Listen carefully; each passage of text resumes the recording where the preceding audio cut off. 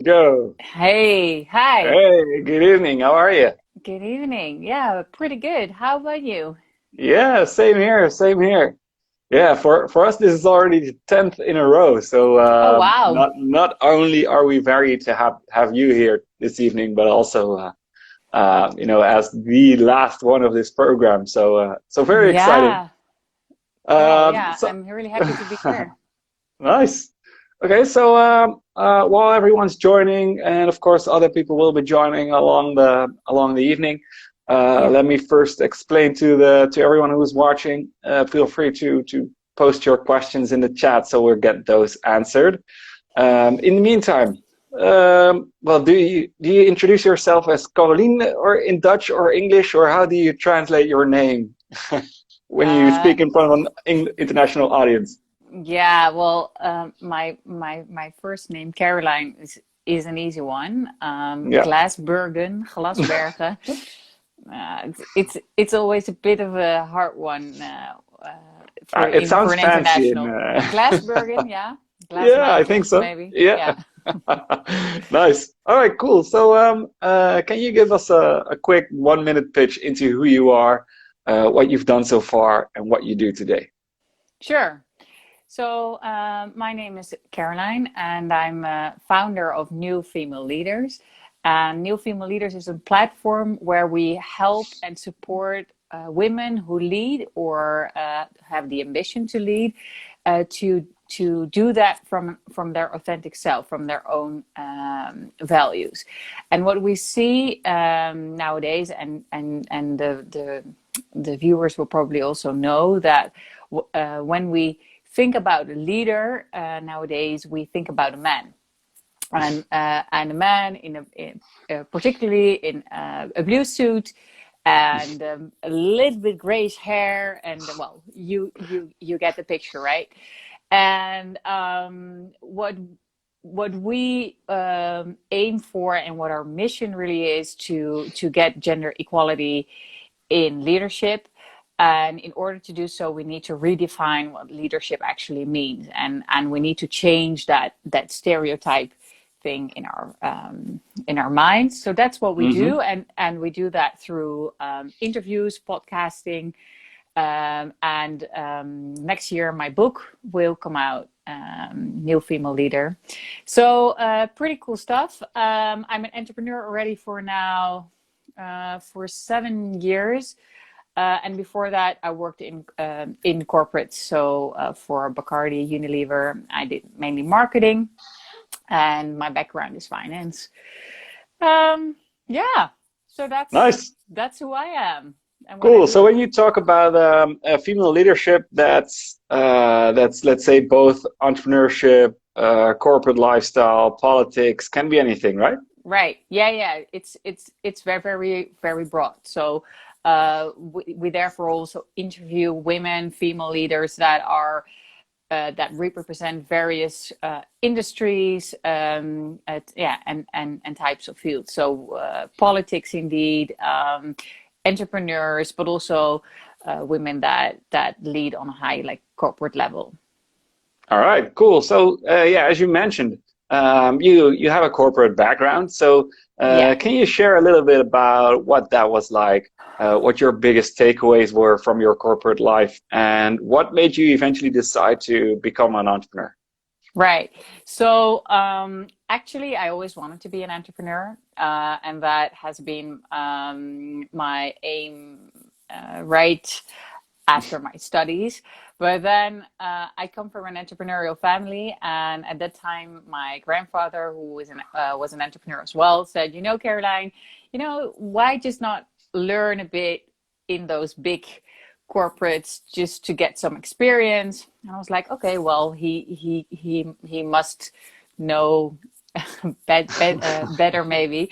So I applied, and I must say I'm very grateful for the experience. To be honest, both at Bacardi and Unilever, I gained so much knowledge. And what was one of the most important things is that I actually learned how these big corporates work from inside out, how a company is actually built. Like I knew, okay, there's a supply chain, there's a research, there's marketing, there's sales, there's this, there's procurement, there's all these all these departments, and I learned how they work together and how that actually works in a company. Yeah. But pretty quickly I was like, okay guys, I got it now, and now it's time it's time to move. So I then resigned, joined another startup to help them, and from there I was actually asked to join, to really step in and to join them as a partner. And then I decided, no, it's time for me to do my own thing. Yeah. All right, perfect. So here's a follow-up question on your introduction already. So what does the New Female Leaders provide as a platform? So Gundy asks, trying to understand a bit more. Yeah, good question. Well,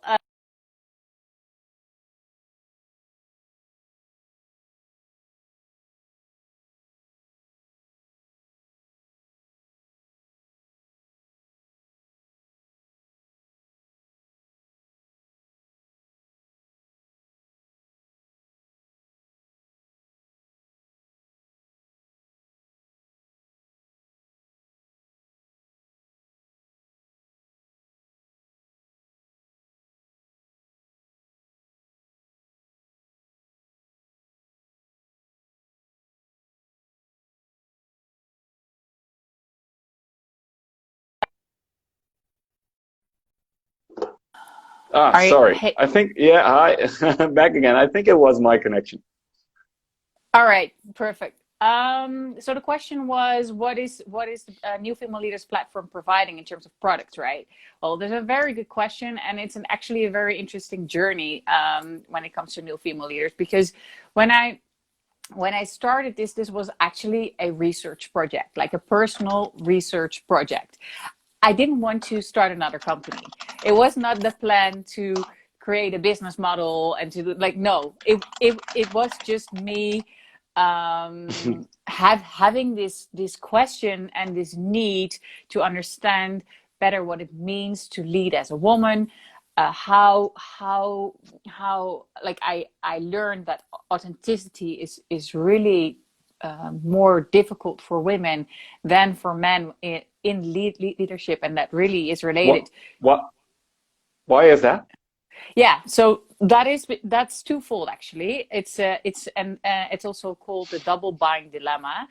On the one hand, you have the stereotype leader that I referred to in the beginning. So we really have the in our mind, we think about a man when we think about a leader, but we also think about masculine values in leadership when we think about good leadership.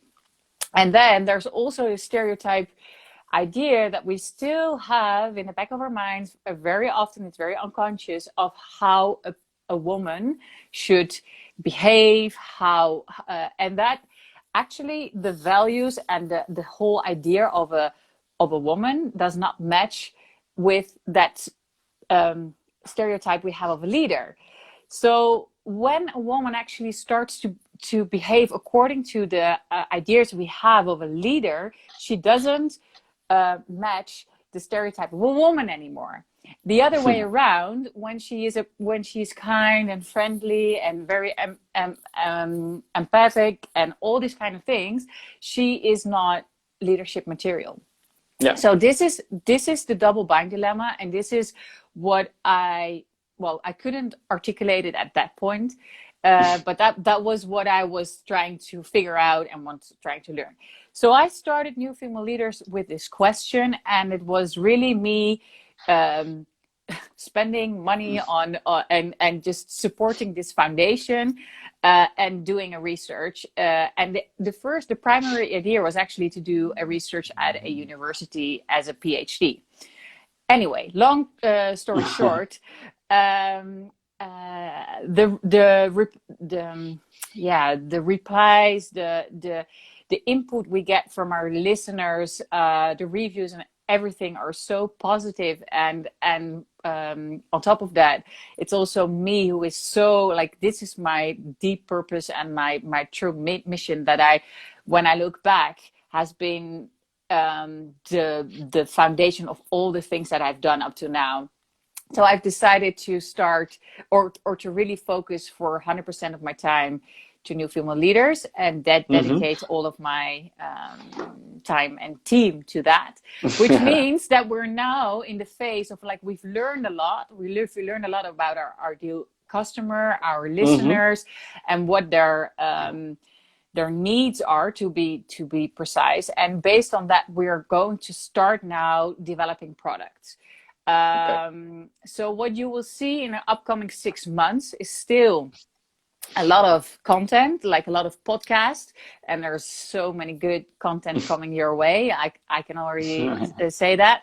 And then the book will be launched, and yeah, in hindsight, more products will come as well.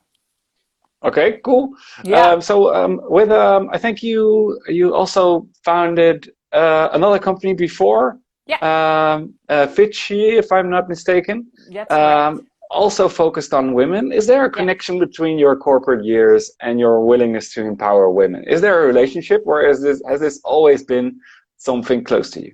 Yeah, so not per se related to my corporate life, but I think this was about 2 years ago that I started, that I was invited to write a paper on what were my biggest drivers. And then I realized that actually a book that I read when I was 11, mind you, children's books really making a big impact, or can make a really big impact.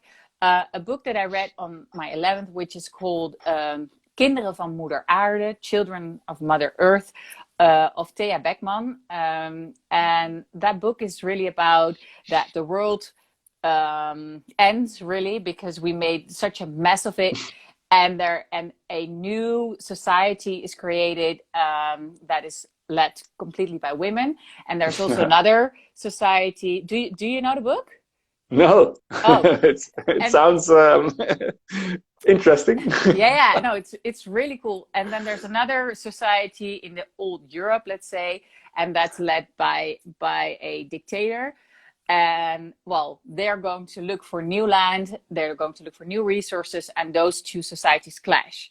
Well, and based, I guess, on, though that book made such a huge impact on me, and I guess it also planted a seed that I sort of had this and still have this deep belief that when we have more balanced leadership, and when we have more feminine values in leadership, that the world will be a much better place. So that is actually also, when I look back, has been the driver behind Fitchy, is still the driver behind Fitchy, is the driver, yeah, obviously behind New Female Leaders, and yeah, behind actually everything I've done so far. Yeah. Nice. Okay, so moving a bit broader on the topic of female entrepreneurship specifically. So one of the things, of course, that we see when it comes to startups, for example, is the, let's say, small percentage of angel or VC money that is invested in women-led startups. I think in 2019, about 20% of startups that received an investment had a woman in their management team. Yeah. So I mean, it's double of what it was in 2009. So Yeah.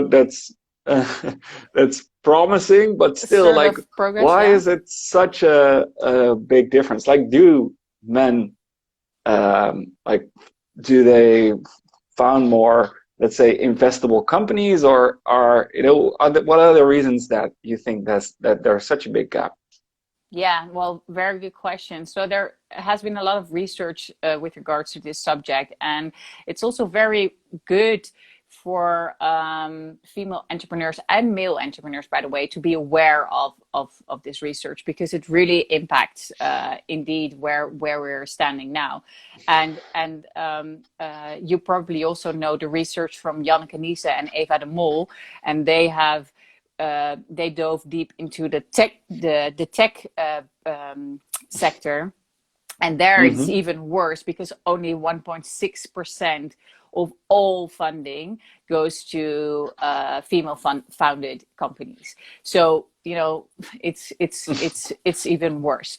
So one of the main reasons, and this is it comes again back to these stereotyping ideas, and also not only with a leader, but when we talk about an entrepreneur, we again don't see a woman in our mind. So that's a very important thing. And then the consequence of that is that, for instance, when it comes to pitching, or and especially then the questions that are asked by the investment committees or investors to the founders, there has been found that there's a very big difference between the type of questions female founders get versus male founders, and that all has to do with whether it's very preservative, so very like is our money safe, versus will our money grow, will the company grow? Well, in the latter situation, you obviously can tell a great story about growth and about markets and about all your passion and vision and what great product you have and blah, blah, blah. It's very positive and growth-minded story you can tell. Yeah. On the other hand, the more preservative questions always require a kind of defensive answer, right? No, of course we will test. Yes, of course we are. Things like how do you manage? How will you manage your cash flow, or will you be able to? Yeah.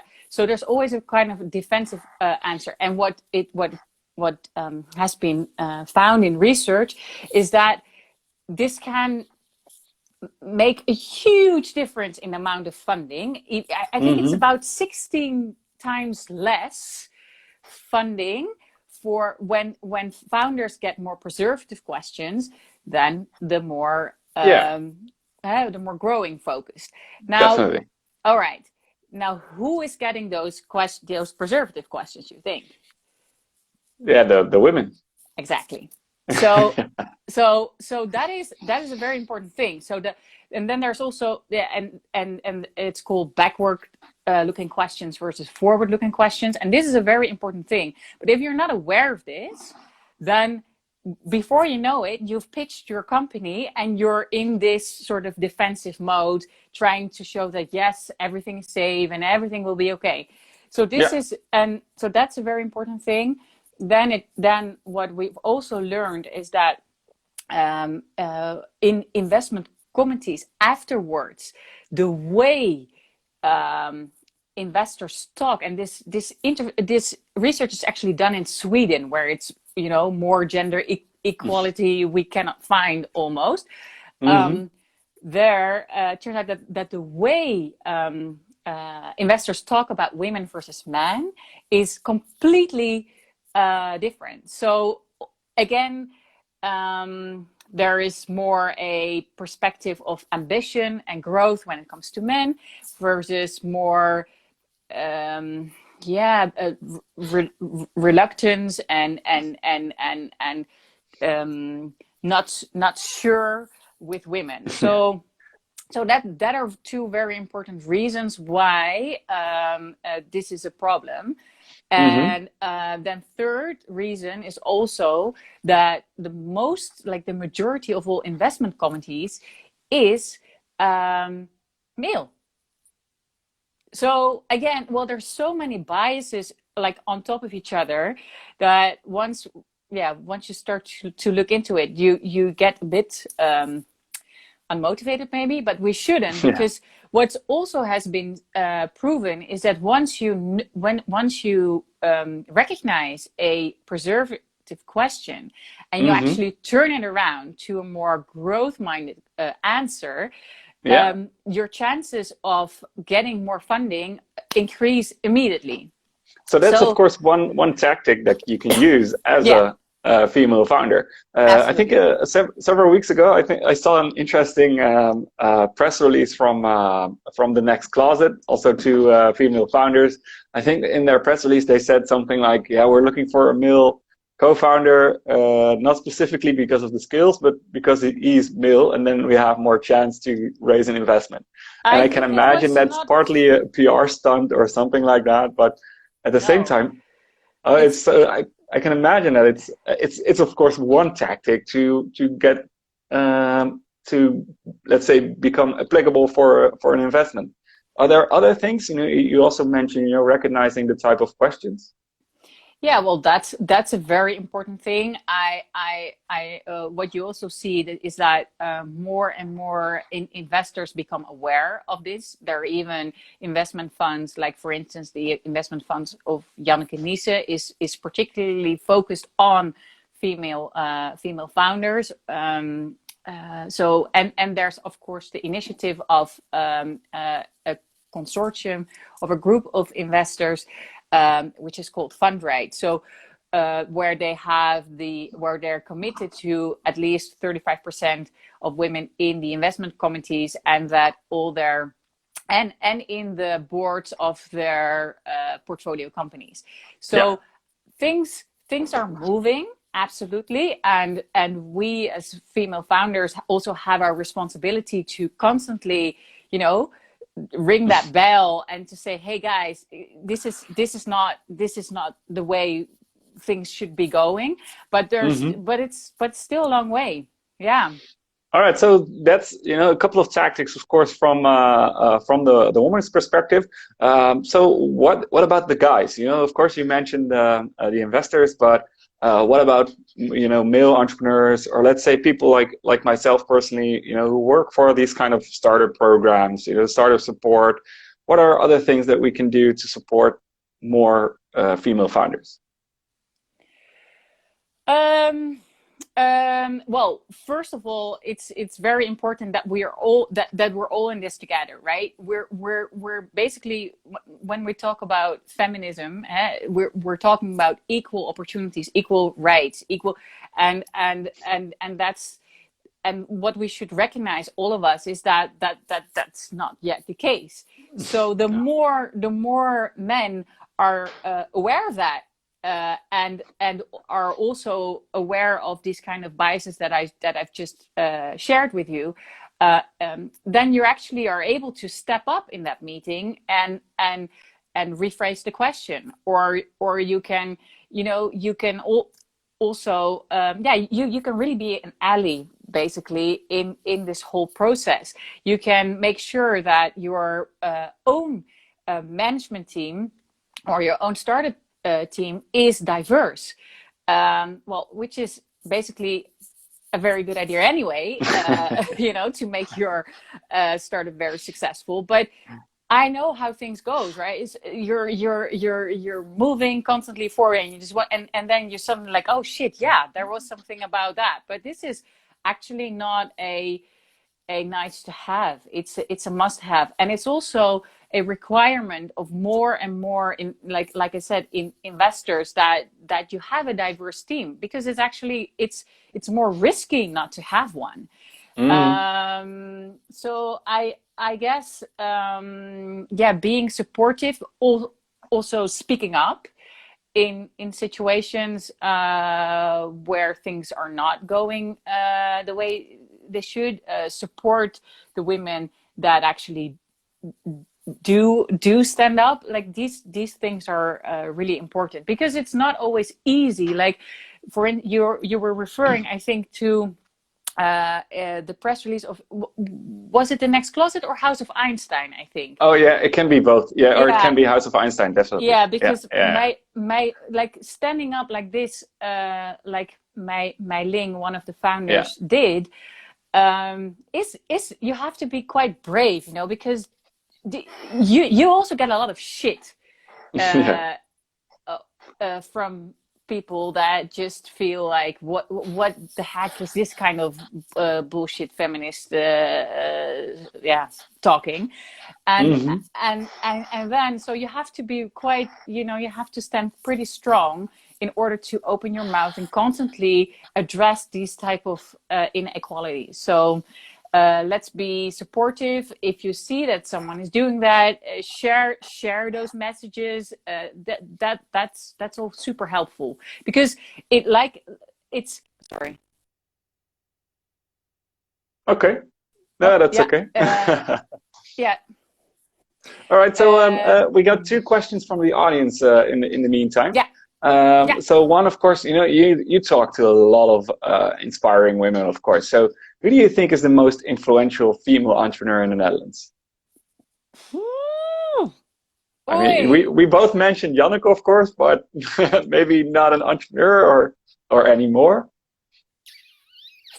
Oh my God. Yeah, well that is a very tough question, I have to say, because I'm surrounded and have the opportunity to interview so many. Can you name a few? Yeah, so I would definitely mention Mei Ling, that we just talked about, from House of Einstein. Okay. This is also hard for me because I'm very bad at names. Of course, Eline Leijten, Adine Willing from Nimbles. More. Well, actually, they should just look at your platform, right? Yeah, just go to New Female Leaders, because there you find so many. But also, for instance, Nina Pearson is super inspiring, completely different type of entrepreneur. I mean, if you have Janneke to the left, then Nina is to the right, but that's also what we try to convey, is really that there's so much diversity when it also comes to female leadership. There is not one type of female leadership. There's not one type of role model. And we all have to find our own role models. And what we, as New Female Leaders, literally do is to create that platform, that stage for all this diversity, because that's what female leadership actually is. Yeah, nice. Super diverse. Okay, so one more question from the audience. So we got so most of the viewers here tonight are female, judging by the avatars. So all right. Does that mean that men are not interested in this topic? So there was another question, or there was in addition to this question, I think there was this news article a couple of days ago on Nu.nl, of course, Dutch news website, that stated that there are a lot of diversity trainings, but that the majority of the companies who give them have like 85%, let's say, female participants. Like so. Do you mean participants or employees? Like. So no, like as in participants. So a lot of let's say things that are done about diversities. Yeah. If that's workshops or sessions like these or whatever. Yeah, apparently it's mainly women that are interested. Well, yeah. So well, that's not always the case, but we're in a transition, right? So it's obvious that the group that is that has to deal with the negative consequences of this inequality is raising up their hand first. I mean, to be honest, like, there's not really an issue for a white male at this point, but things change when it comes to gender. Things change when it comes to skin color. There's so many layers, intersectional layers that make things a lot more complicated to operate in this world, and in the business world as well. So I guess it's sort of logical that it starts there. At the same time, the good thing is, and that's also what I've recognized when I've interviewed, for instance, Prins Constantijn, or one of our Dutch royal princes, or Herman Wijfels. These are men who are really, really like working towards and working next to a lot of women to make these changes, and they also step forward and they say things like, okay, I'm not going to join any panel discussions anymore that are just that have only male participants, for instance. You know, so you see more and more men who are standing up, and it's also interesting to see what happened around the program on the NPO of why women don't work, or something like this. This title, like Yeah. you also see a lot of men not agreeing with that statement, but that's sort of the next step. So we're not there yet. No, But okay, cool. yeah. So you mentioned the Fundride initiative already, so that's I can imagine a major step forward, especially if it's followed through, of course. Yeah. Recently in Germany, they even introduced a mandatory quota for public listed companies. I think it's like 30%, and you know, so Fundride is, of course, let's say a bottom-up approach, nothing, let's say, mandatory, or at least not by law. Whereas No. in Germany it is. So do you have a preference, or do you see the benefits of both? Well, if we continue in this pace, we will have equality on leadership level in about 208 years.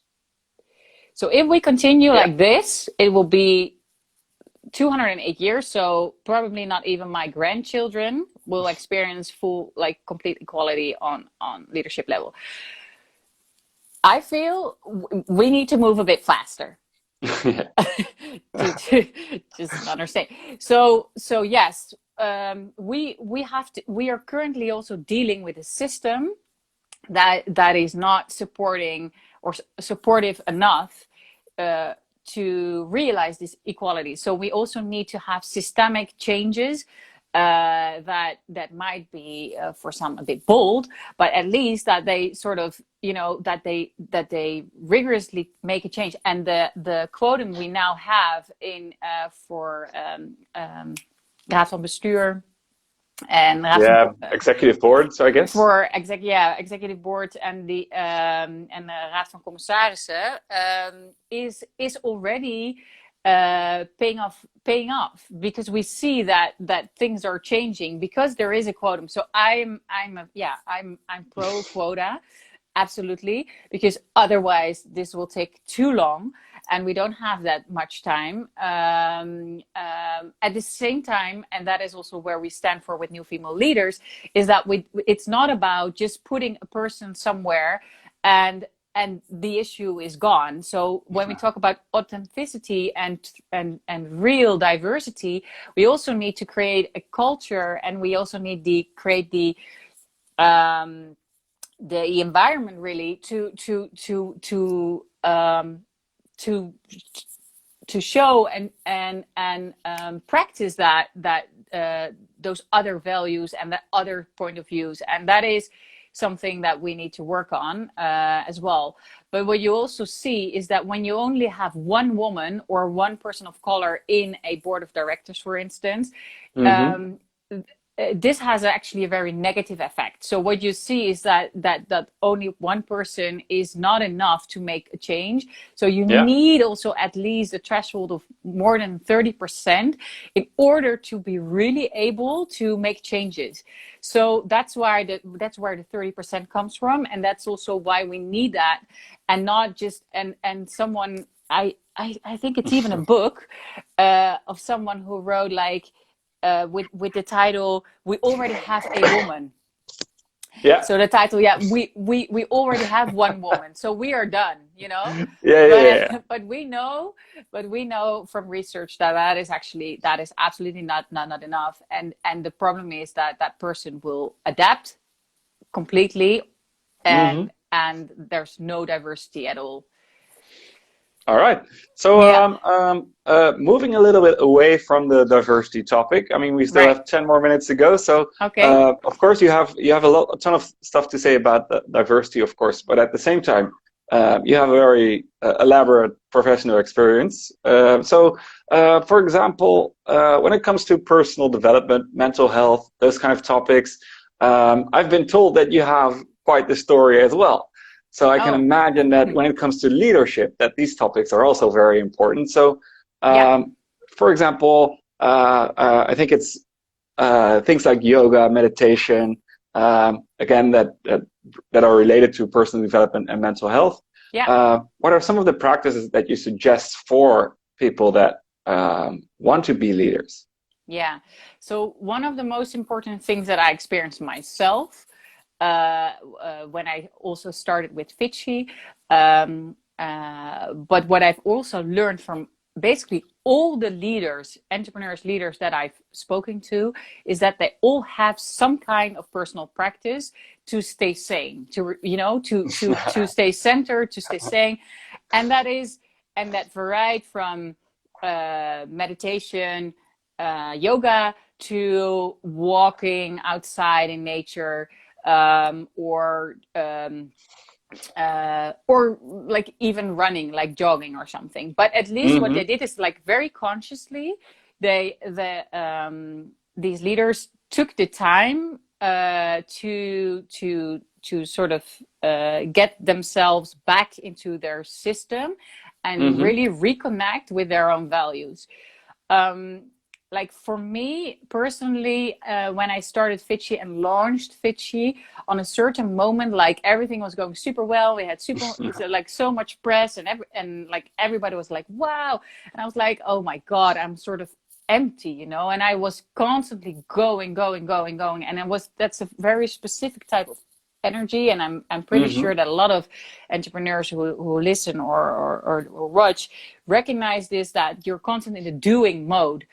So for me, it has been super valuable to like I did a silent retreat at that point in Thailand. I went for 10 days in a monastery, had to sit on a cushion and just meditate. Well, that was super difficult. Like my to-do list went like on and on and on.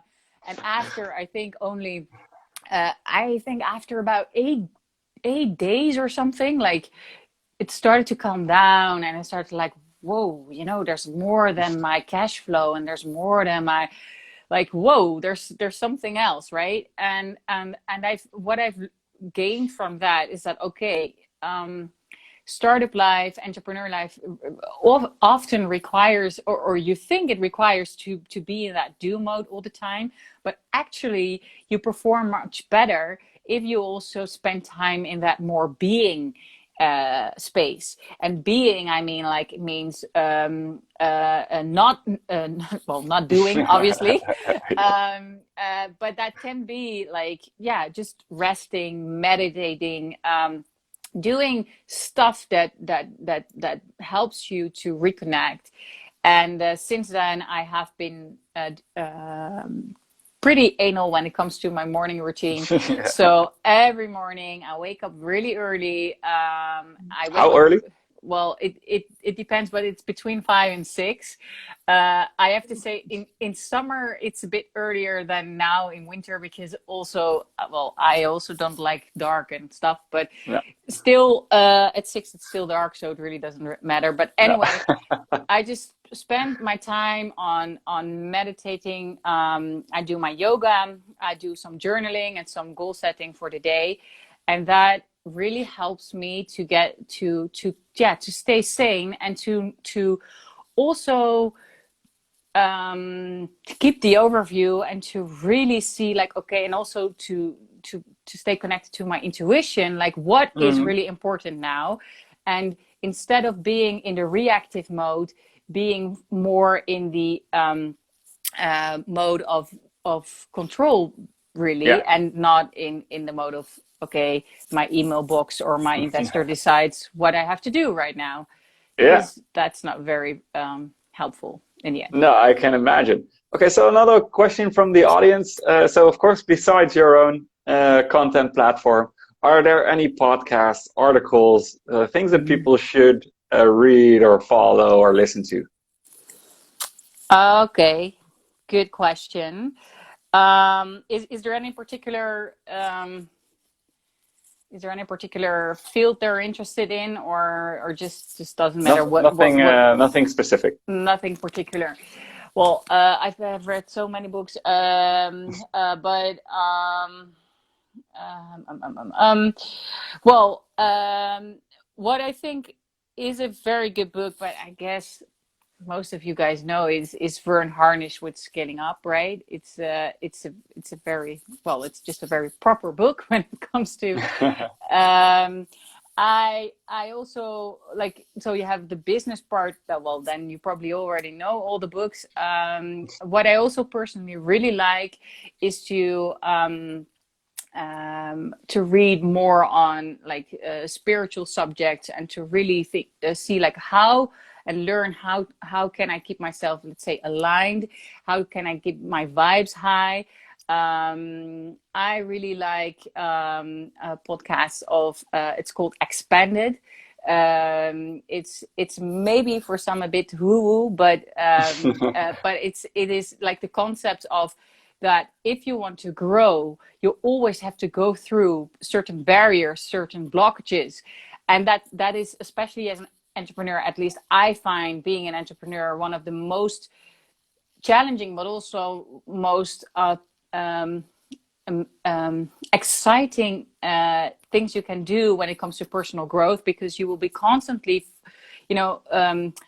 faced with your personal blockages and fears and all this kind of thing. So I guess you somehow on a certain point are sort of forced to look within. So because if you don't grow, you either have to step aside or your company doesn't grow because of you. So Yeah, all right. Yeah. Cool. So, when it comes to, so aligning what you do with who you are and what you think is important, I can imagine that's, well, not just something that you do on a random basis. I can imagine that's might even be, let's say, a lifelong learning. So how do you start? Like, where does it all? With your personal development thing, you mean? Yeah, definitely. Where do you start? What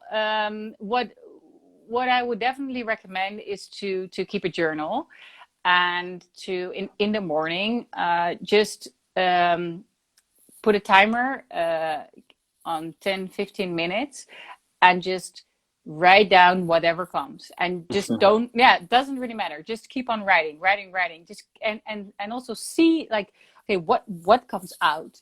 That is like, and if you have trouble with continuous writing, I can definitely recommend it's called let me check here, I think it's Flow State. Yeah. Flow State app. Yeah. Do you know it? Yeah, it's perfect. It's perfect because you have to keep on writing, right? When you don't write, your whole text will disappear. So very useful just to get stuff out of your head. Start with that. You can also say, okay, I would like to answer 3 questions every morning. It's fine. So that's a very important thing. Then at the end of the day, when you're in your bed, just practice for yourself to come up with 3 things that went well. Because really, when you're in this startup thing, so many things don't go well, and so many things can be frustrating, but focusing on the things that went well help you to keep your vibes high. And then the third thing, what I would definitely recommend is if you feel like, okay, but every day meditating is a little bit too much, that's fine. But then at least spend 1 hour per week, and just start there, 1 hour per week, just where you just switch everything off. You either just and not walking with a podcast, not like no external stuff, and just be with yourself, either in nature, or you. I can, yeah. Or you're going to sit down on a cushion or on your couch, but sit and see what happens, because you will recognize that there's so much going on, and that actually, and your mind will start saying to you that you have to stand up, and that you have to do this, and that you have to do that. But then getting back in control of that, and realizing that you're not your mind, you're not your to-do list, you're not your cash flow statement, you're not even your company, you're all not that. getting and making sure that there's a distance, like at least there's you and your company, and that there's not always this. It's Mm-hmm. super, super, super important. Super. All right. Yeah. All right, good to know. So, last but not least, every week we ask our speakers about their biggest fuck up and the lesson that they've learned from it. Maybe something that you can say, like, okay, if you do this, then at least you prevent this mistake from happening. Yeah. Well, when I hired it, when we got a big investment for Fitchy, we hired pretty quickly a very big team, and that sounds amazing, sounds really cool, but it was really hard, really, because getting suddenly going to 11 team members from 3 is like, the complexity becomes so much bigger, and I hadn't realized that beforehand. So if, like, looking back, I would definitely do that more gradually.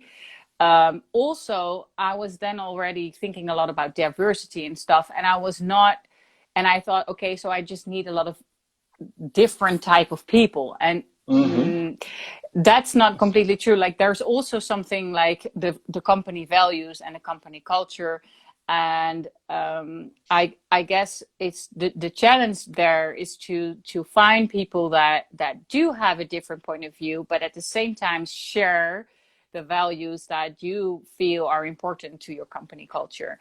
So yeah, those two things, the pace of expanding your team, and that you have to always make sure that there's alignment on values, and that you also have your values really clear.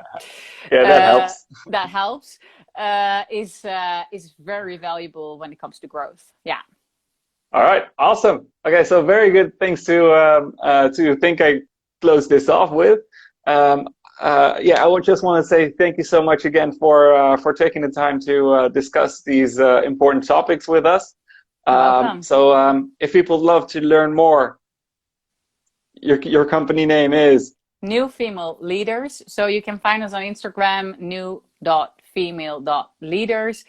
You can find, of course, more information on our website, www.newfemaleleaders.org. And if you have specific questions for me, you can always find me on this Instagram account, Caroline Glasbergen. Nice. All right. So yeah, I think still the English name sounds good. Yeah. It sounds fancy. Okay. Cool. Okay. All right. Yeah, that's okay. All right. Thank you again so much. Enjoy the rest of your evening. And to everyone who's watching and has been watching, thank you so much. Yeah, that's a wrap. So this is the end of the program. We hope to see you for demo day, and let's enjoy the rest of the night. Thanks. All right. Cool. Bye. Bye.